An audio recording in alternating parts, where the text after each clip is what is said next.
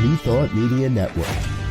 We are a global broadcast network of positive music, media, and entertainment, inspiring humanity's evolution along the journey of enlightenment and creating a world of love, peace, empowerment, and prosperity for all.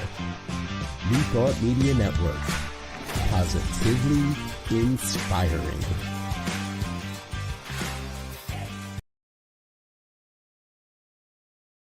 Welcome to Girls Behaving Metaphysically. Your hosts are two girls who believe that life is awesome, that laughter heals, and that it's possible to find deep spiritual insights in everyday experience. Here come the girls. It's more than practical. Here come the girls. Way more than merely factual. If you want to know the secrets of a life that's free, listen to Girls Behaving Metaphysically. Listen to Girls Behaving Metaphysically.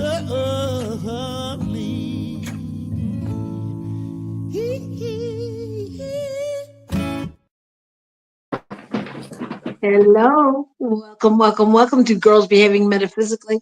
So good to be here with you. I am Robyn Rice Olmsted. And I'm Dr. Natasha Wilson. Peace and blessings. And so we're here today with you and very excited to be here with you. I think the last time you weren't here, Natasha. Last week we had a recording, and the week before that you weren't here. And we had our special co-host, Savannah Riker, Savannah Noeli. Thank you so much for being here, Savannah.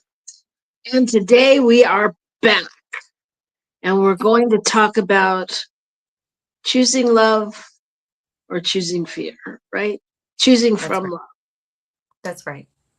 And how we know when we're choosing from love versus choosing from fear, and how that choice is the choice I feel sort of defines our time right now on the planet. Yeah. Yeah. Yes. So good that someone could define our time right now, right? It's kind of crazy. It's like I feel like there's a new definition every day.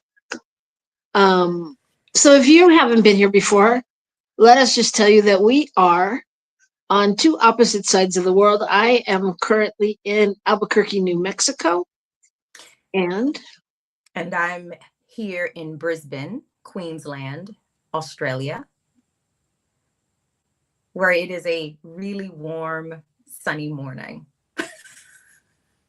I know it's been really hot there, you said, right? It has. We've had some rain, but it has still been pretty hot. Yeah. Yeah.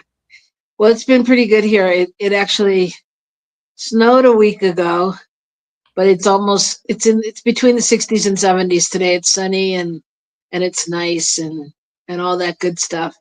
And then we have our producer extraordinaire in Ohio in his hidden away bunker in the 30s, moving towards freezing. So I guess, I don't know. It's going to be winter here for a while, it looks like.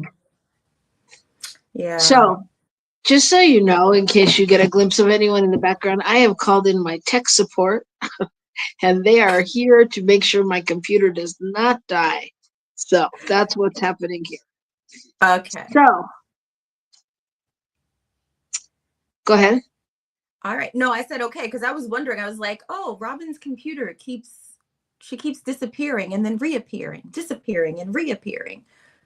But now I know it's your tech support in the background. There it is. Okay, they're going to talk, apparently. Okay. Yeah. But it's okay. All right. So go ahead, Natasha. You start us off. I'm wondering if we are going to start.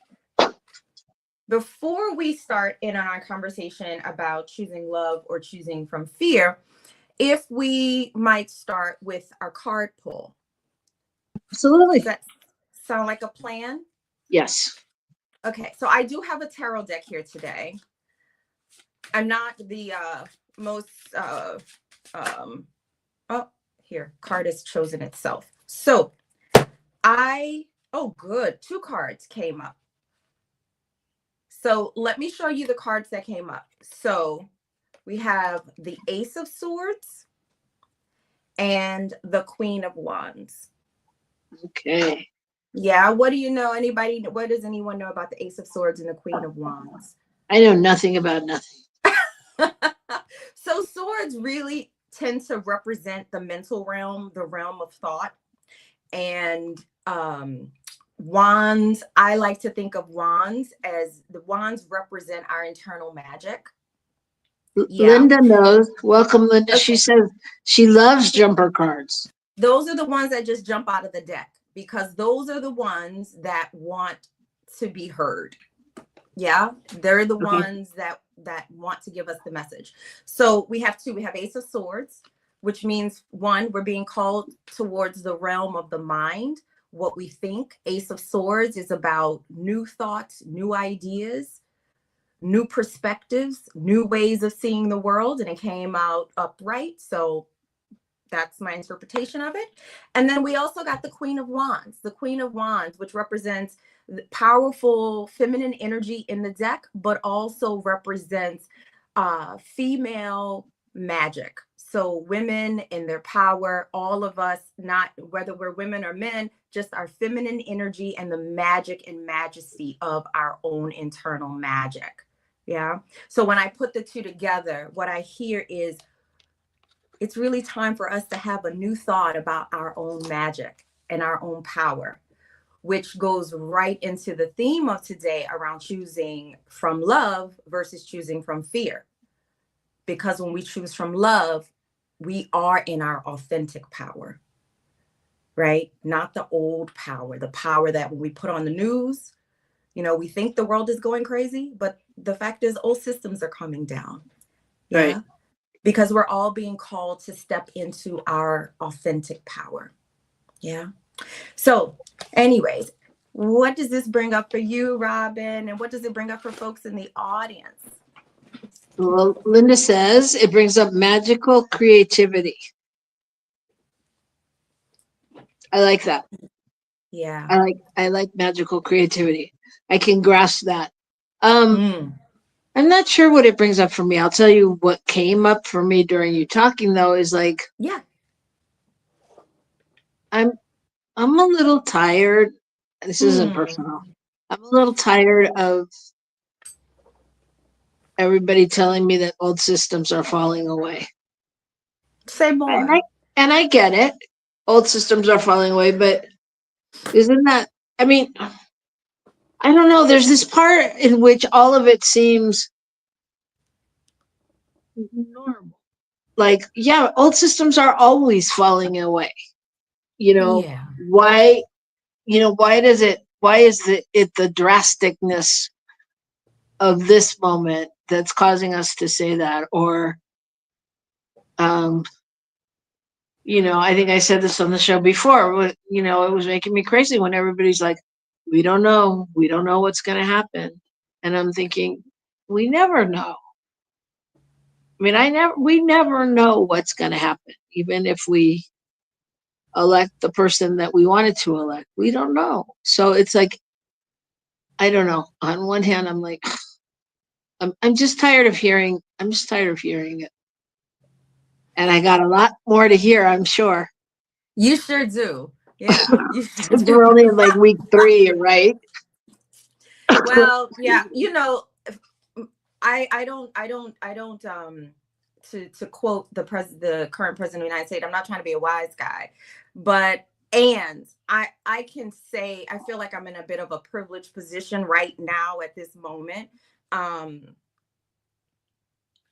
We are on the precipice of some big change. And last night, so I was watching all these documentaries last night about how all these great civilizations that once, these great empires, I should say, that once stood, how they all fell, but they didn't fall. Like, it, you know, it was like, there was like a trickle leading up to it. And then there were these calamities and calamities and calamities and calamities. And then the civilization or the empire was gone.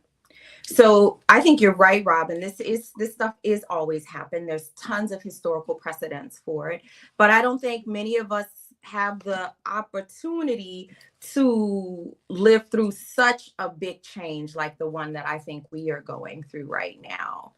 So I do have something. I think I told you I read this book on repeat. You know how some people listen to songs on repeat? I'm reading this book by Gary Zukav on repeat right now. And a lot of my clients are reading it as well right now. And it's where the theme of choosing love versus choosing fear actually comes from. So I was going to read a little section from there, and then I was thinking we could jump off into the conversation. But before I do that, I just wanted to see if there was some other insight that you had. And I can see you are tired of hearing about change. Yeah, I am. I mean, I don't know. It could just be my mood today, but it's like,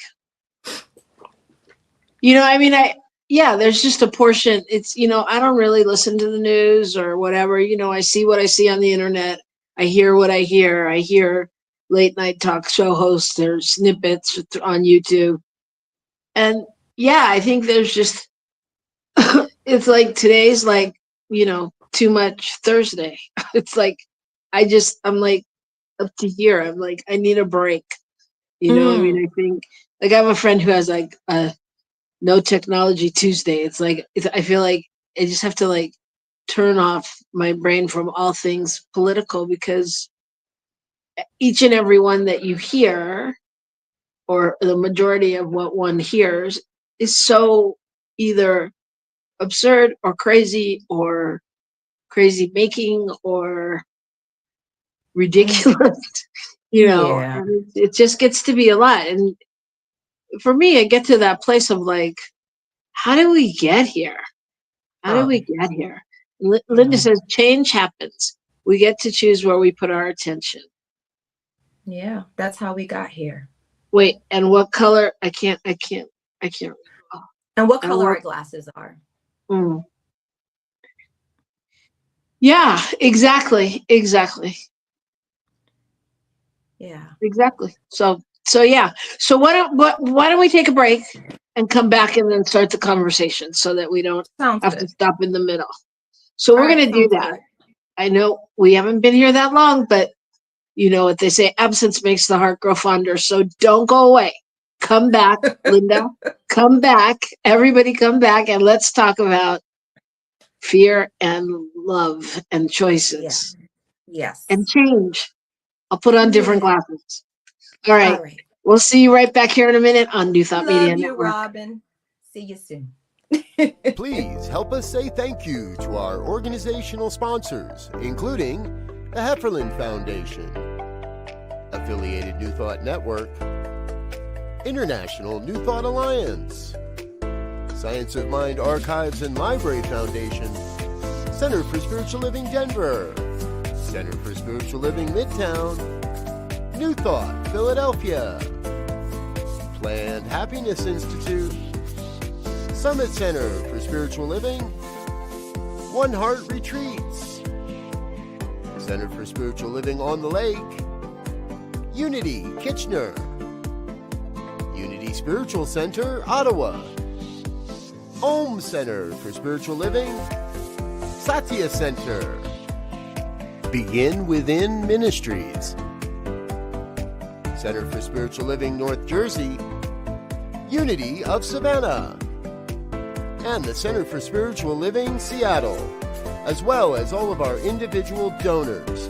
Thank you for being part of the New Thought Media Network. Please like, share, and subscribe. New Thought Media Network, positively inspiring.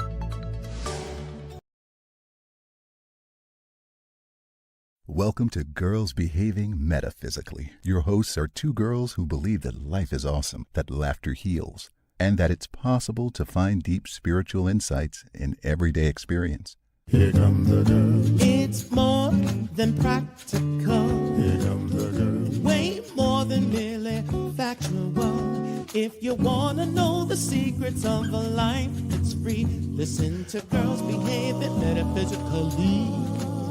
Listen to Girls Behaving Metaphysically.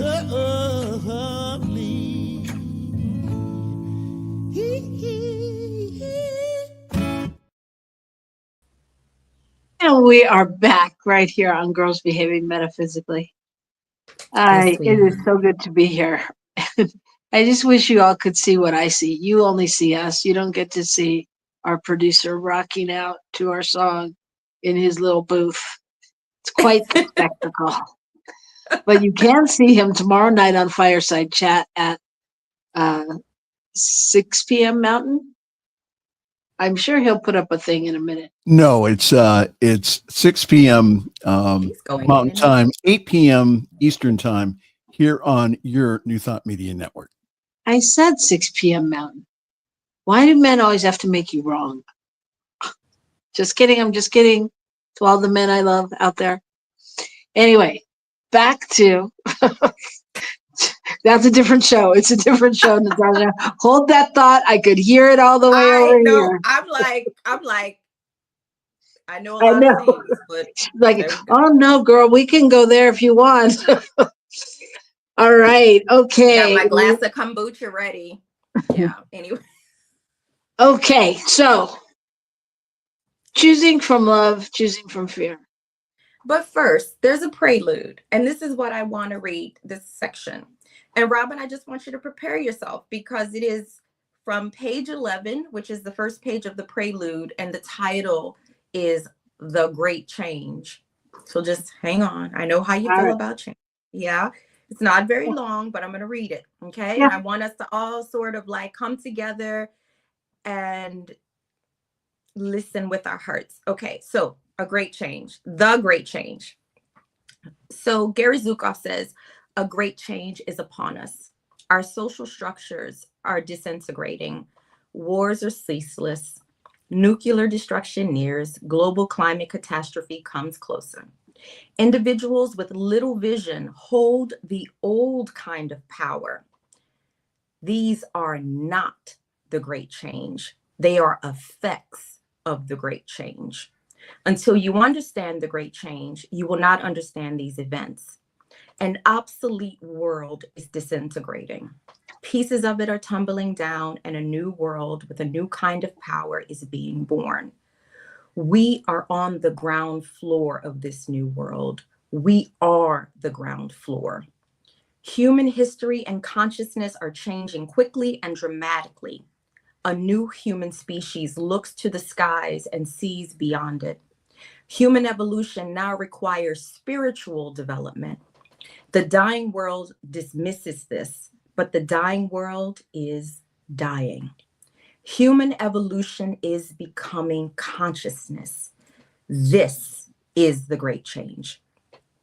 New perceptions and insights fill us. The five senses no longer limit our experiences.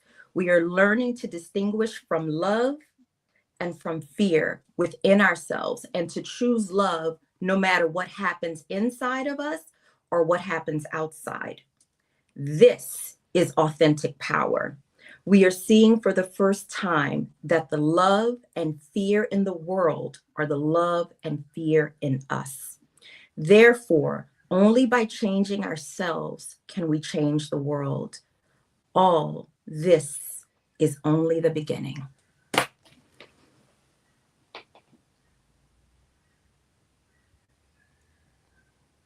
What about that word change?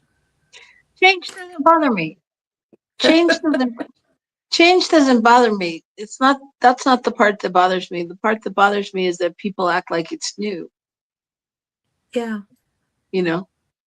Even in what he's saying, well, okay, so there's two parts of me happening here. I totally understand what he's saying. You may I need to totally- repeat yourself, Robyn, because you're disappearing and coming back. So some of what you're saying is coming through, but some isn't. Okay. I totally hear what he's saying. I totally understand it. I totally agree with it on many levels. And I don't know, at this point in my life, what I know is that I don't know.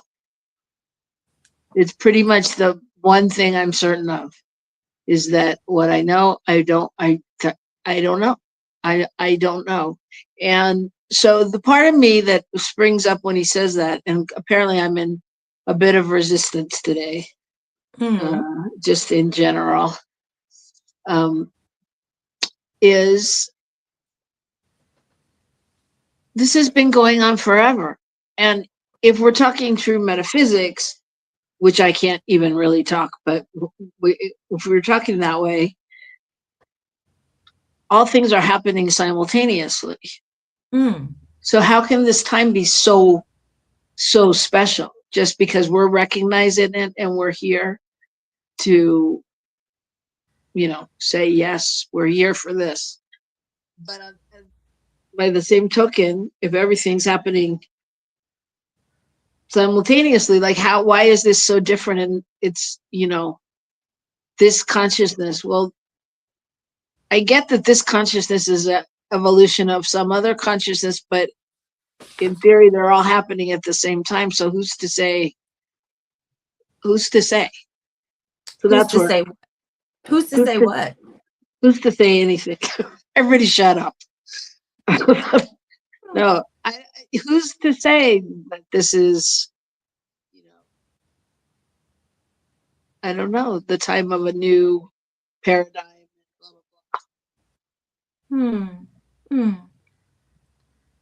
Well, I don't know so much about that piece. What I do know is that I'm becoming more conscious of what life looks like when I make my choices from fear and when I make my choices from love. And I am, to me, awareness and consciousness, they, as Thich Nhat Hanh would have said, peace be upon him, like they inter-are, they inter-be.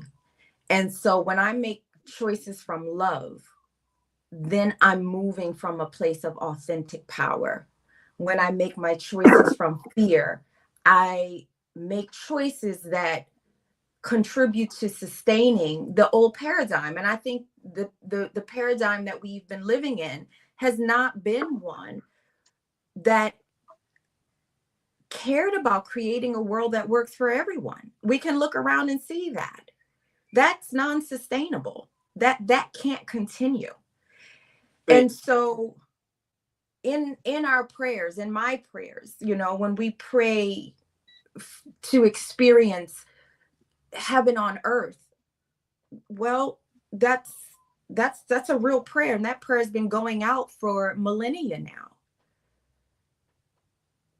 And the other thing that really sort of resonated with me from this reading was the piece around, let me see, where is it? The love and fear that I see in the world is the same love and fear that I see in me. So everything that's happening out there is also happening in here. Mm-hmm. And I think that's really powerful. I think there's something about, we look out on what's happening in the world, and not just what is colored through what we pick up through media, but also when we just go out into our garden or when we just walk down the street. All of that is happening inside of us. Right. Yeah. So I guess for me, when I know I'm making choices from love, I know what it feels like. I feel really expanded. I feel like my ability to love sort of multiplies. And when I'm making choices from fear, I know what they feel like. I feel really small and like I want to get smaller. But I think this is not the time. I don't know when it's ever the time, but surely not now is the time to get smaller. It's not the time to shrink away from our own power. No, it's definitely not the time to shrink away from our own power. I mean, I think, yeah, absolutely. I think, that love, I mean, love leads the way. And when we're standing in love, I think we're always standing in a place where we can have a cleaner, clearer perspective, you know. So, yeah. So there's standing in love, and then there's like making our choices moment by moment from love. That's the real consciousness. That, to me, that's where the work happens for me. Like, what does it mean for me to make a choice from love in this particular moment? And I think it also depends on how we define and experience love. Absolutely. Yeah. Absolutely. I mean, which is, Robyn keeps disappearing. I'm not disappearing on my screen. You are, well, you're disappearing on my screen. That's okay though. My voice or my picture?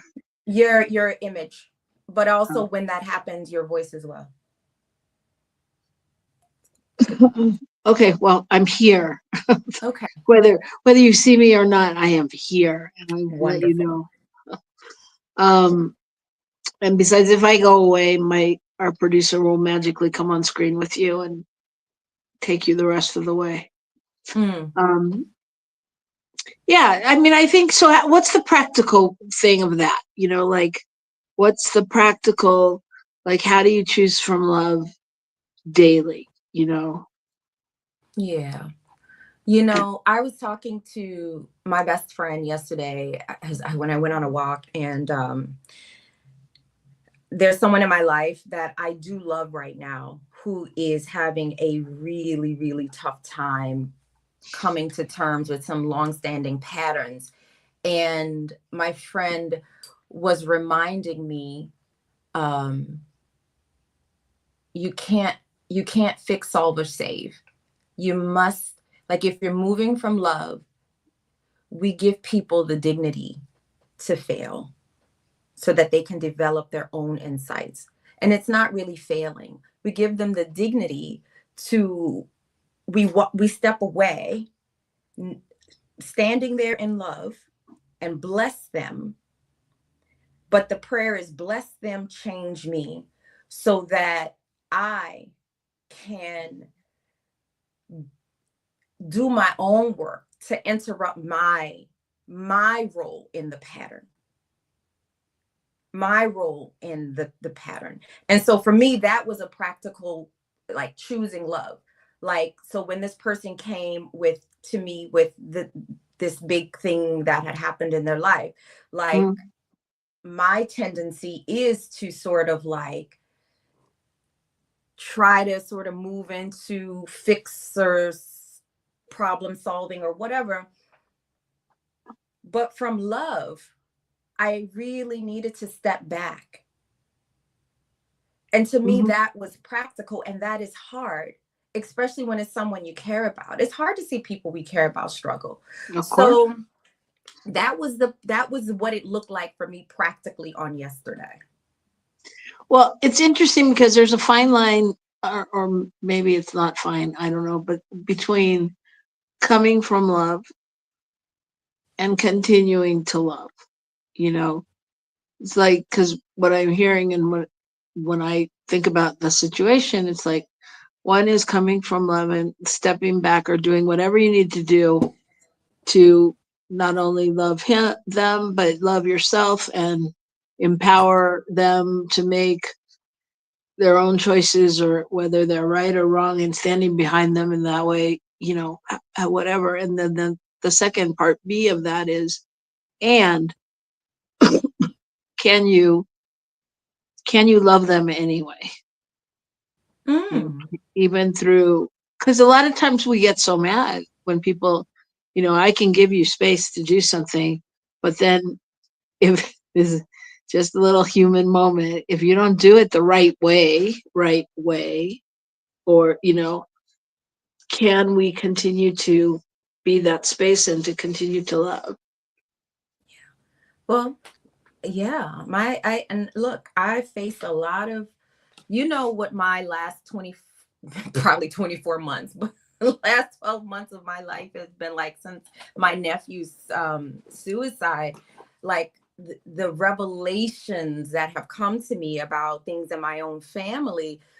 And yeah, I continue to choose to love people in my family. And what I realize is loving doesn't mean that I'm present in the way that I used to be. Love love is an unconditional force, but love comes with healthy boundaries. Love can come with distance when it needs to. So I guess the answer to what you presented was yes, I can keep loving. I can keep loving. Yeah. Because love isn't just about this sappy sense, like you do whatever you want and behave however you want, and then there are no natural consequences. That's not love. That's codependence. So Right. yeah. I want to share what Linda just put. Mm-hmm. Can you put it up again, Michael? She said, I went to the political march in Denver yesterday, and it was good to see so many young people there. I'm old enough to have marched for peace in the late 60s and early 70s. In those, I loved the chant, all we are saying is give peace a chance. Positive chants were missing yesterday. Interesting.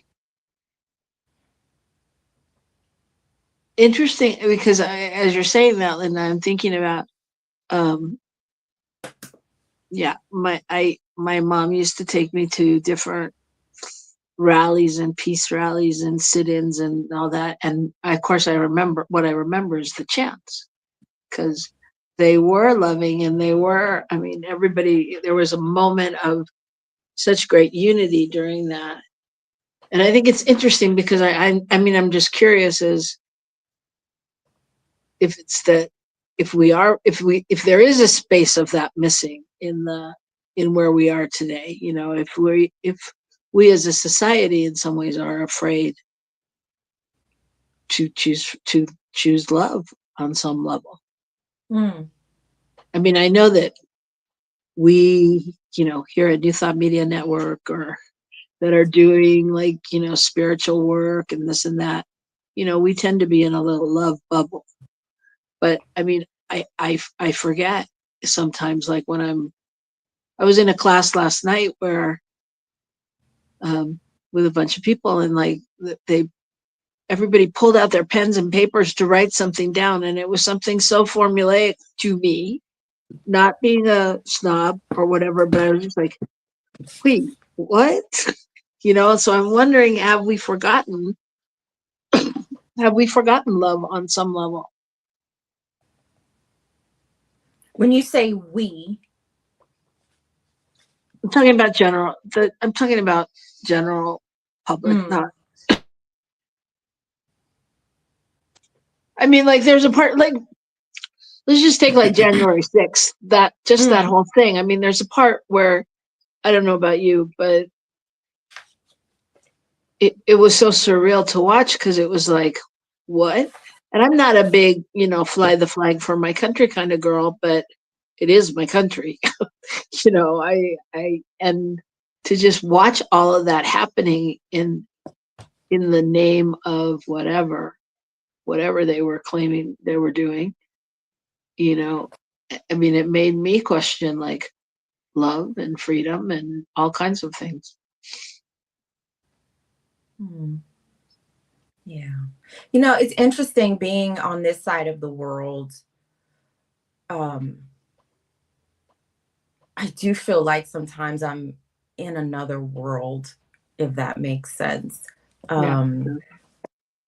Yeah. So even like listening to that, and it's just interesting, because I feel like I can feel, right. So I'm a therapist, and I still see many of my clients in the United States. And it's amazing how many of my clients presented over the last 2 weeks, and very few of them spoke about politics. It was almost like the glimpses of things that I had been seeing in the media and what they were presenting, it was almost like there wasn't any intersection or there wasn't any crossover. Like, so I don't know. I find it really, and then I live here where, you know, not everyone here pays attention closely to what's going on in the US. I pay particular attention because my family's there, and people that I love deeply are in the US. So I don't know. Part of me is like, how much energy do we give to governmental politics? Because, you know, politics is broader than the government. But I feel like our conversations about what's happening politically are very restricted to politics with regards to the governmental politics, as opposed to the broader understanding of what politics is, right? Politics ultimately is about, it's literally about the practice and study of power. That's what politics means. And so I feel like there's a certain part of our consciousness that is really captured right now and restricted to looking at, thinking about politics just through governmental processes, and not about politics, i.e. power, and what that looks like in our individuated lives, and how what we see out there, the love and fear we see out there, is also the love and fear in us. And that is what gives governmental politics the power that it has. It's the people that gives the power to the government. Right. But when the people, we're the source of the power, feel overwhelmed and disenchanted and whatever, like, how do we come back to center? To remember, this isn't the core of power. Governmental politics is not the core of power.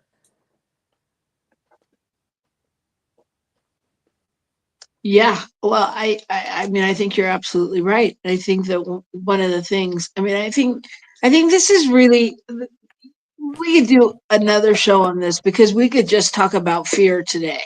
What is the fear? What is going on?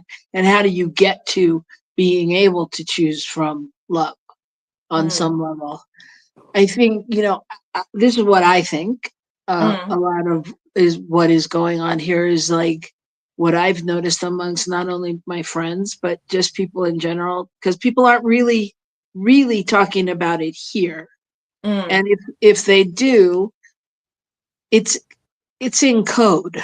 It's not like you sit down and just have a conversation. It's kind of like, well, we'll see what he does, and if this, and you know, it's not like a straight out conversation. And I think there is a tremendous amount of fear going on. I think that, I mean, what I know and what's been spoken about in my circles is, you know, for everybody, LGBTQI, you know, trans, all of those things, people are terrified of what's going to happen to their friends. And, you know, many people I know are just afraid to be out on the street. You know, there's been the, you know, raids, all kinds of raids in all kinds of places. They came to raid somebody the other day, and the person wasn't there or something. So they took someone else, you know, and the family was like, wait, he's been here for 24 years. He's never had a parking ticket. He's never done anything wrong. They're like, sorry, we got to take somebody. And so it really is a time, you know, even though I don't subscribe to this, I don't want to believe this, I don't want to buy into this, I don't want to affirm this, whatever all those good things that we say and do are, there it is more of a time of unknown than ever.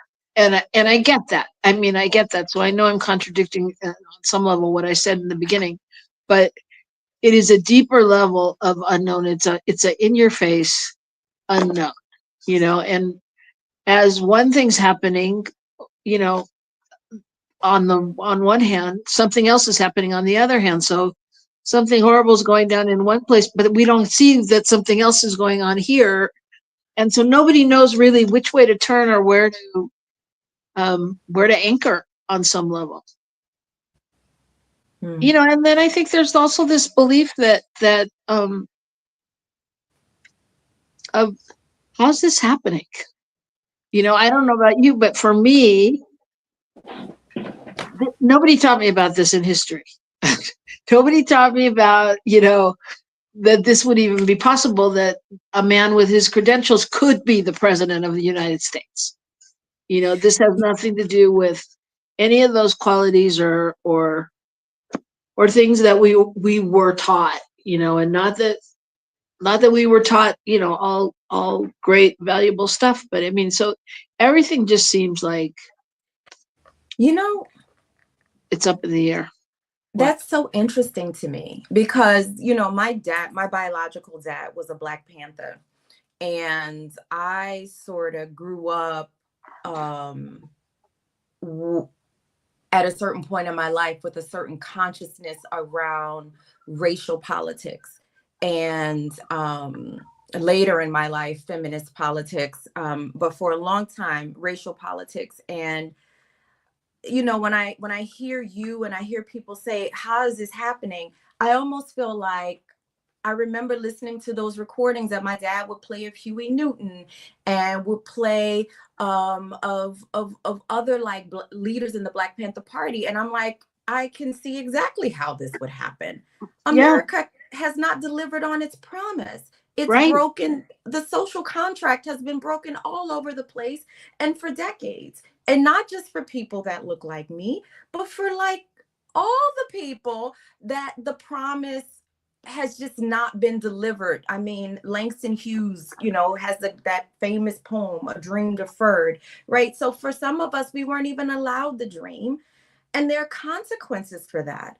I remember when not Alice Walker, it was Angela Davis, I believe. No, it was Alice Walker who gave a speech, and it was a speech in the 1980s, and it was about the proliferation of nuclear weapons.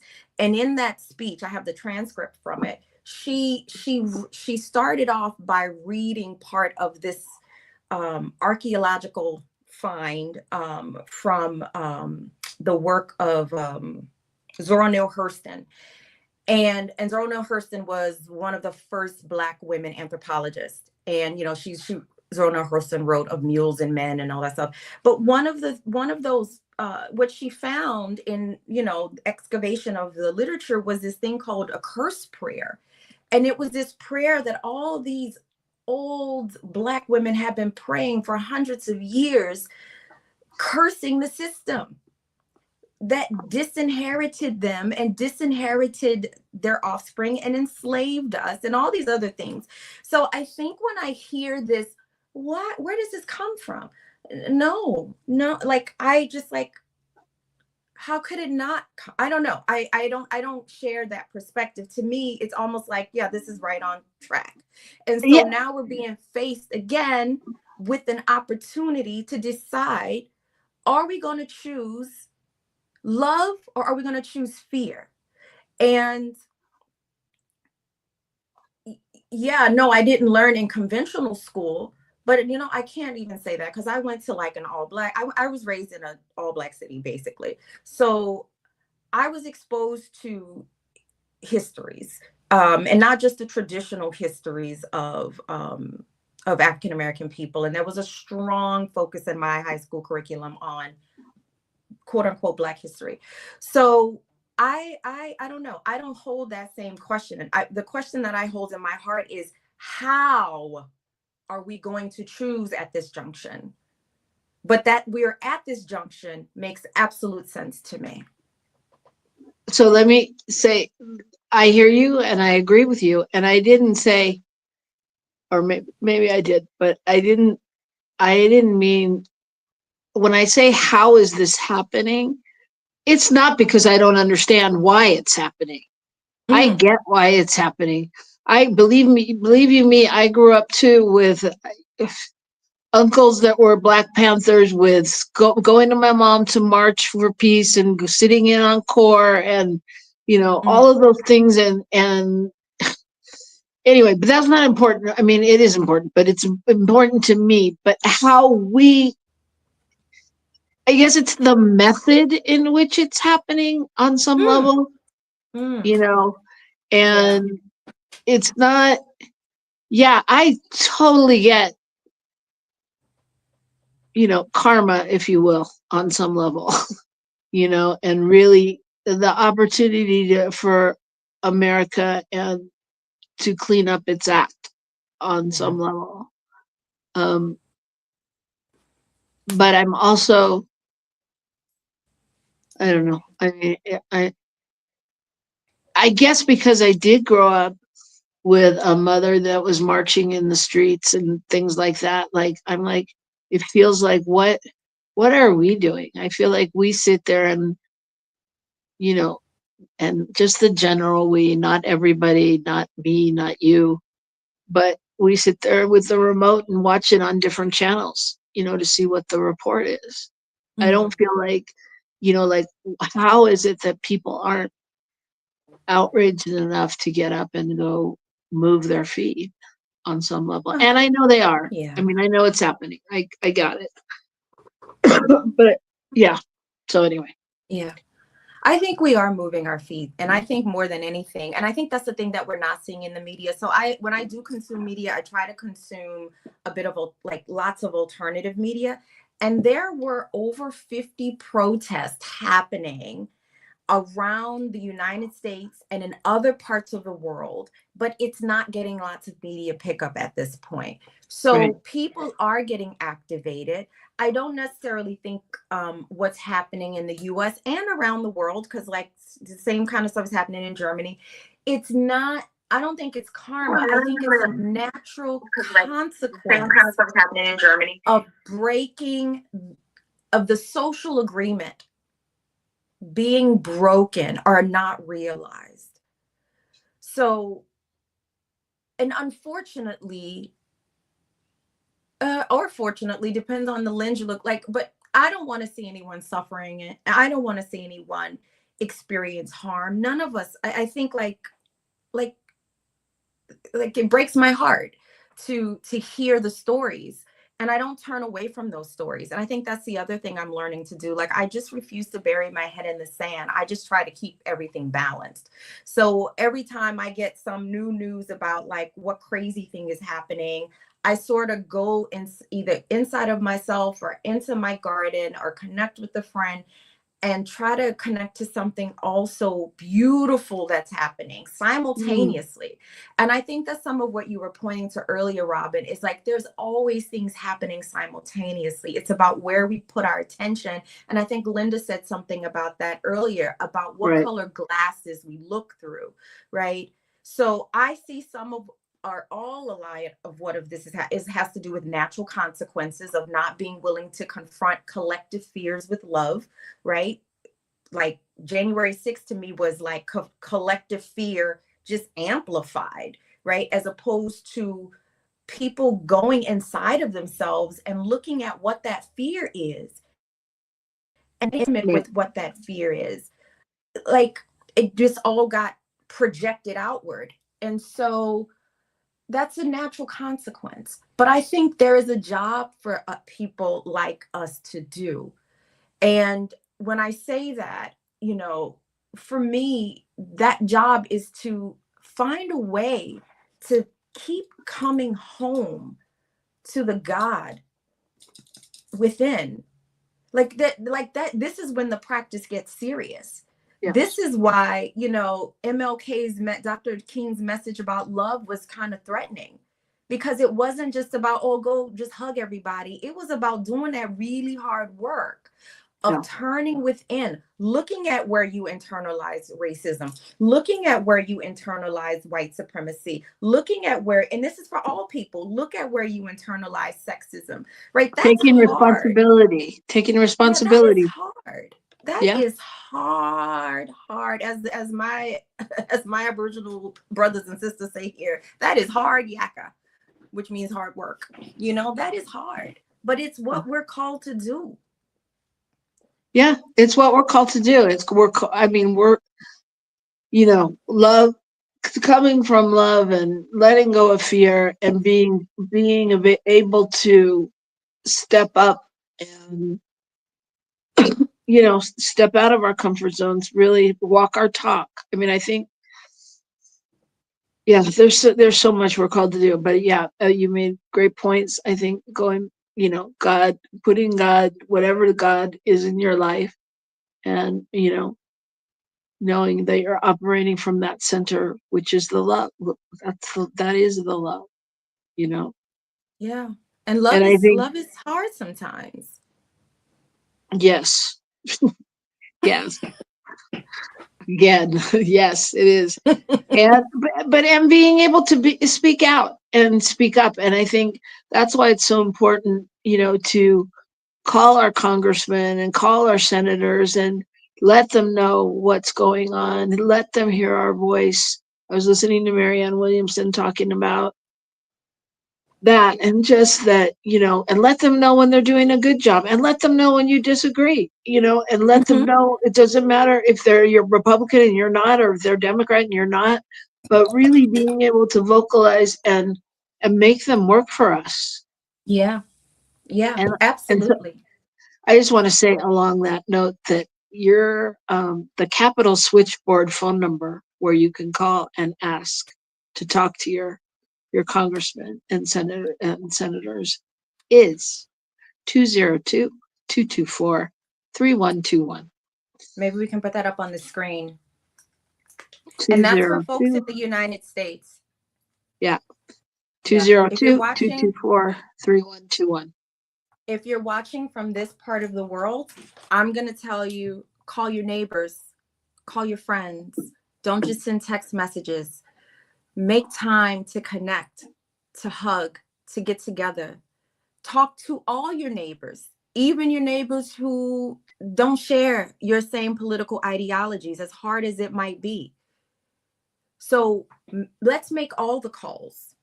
Call the senator, call your representative, and then call people who you love, who you know, and who you don't know. Reach out. This is the time for reaching out. Yes, Michael? I'm reaching out to find the phone number 202-321. No, 202-3121. Wait, 202-224-3121. Okay, hold on here. 224. 3121. Okay, so 202 224-3121. Okay, thank you. You're welcome. Thank you. And yeah, so it's about not being silent, and it's about finding the love. And so I would ask everyone on the other side of the United States to pray for us all, and for us to pray for us all, because we are one people, we are one world, we are one planet, and we all need the love. So yeah, just share the love, everybody. Yeah. And I really I feel like if there's anything that I really want to sort of leave today's show with, is asking people to start to pay attention to when they're feeling fearful and they're about to make a choice out of that fear, which requires consciousness, because often we're on autopilot. And when we feel love, and when we're about to make a choice from there. And so calling your congressman, calling your representative can be a choice from love. Love does not mean we don't feel anger. Like, love doesn't mean any of those things. We can have love isn't just a feeling. Dr. King said love is a verb, right? So the action of calling your congressperson is an act of love. Yeah. So the act of calling your neighbor or your friend, or that's an act of love. Yeah. Yeah. And Linda said it beautifully in her 2 posts. Pretty much what you just said, but that as a metaphysician, she believes that she has to pay attention and at least include these issues in her prayer work. Mm-hmm. And we're glad you do, Linda. We're glad all Yeah. of you do. So thank you so much. Choose from love. Choose from love. Choose from Choose love. from your magic. Choose from your magic. To me, that's another metaphor for love. Choose from your magic. Magical creativity. Use your Yes. magical creativity.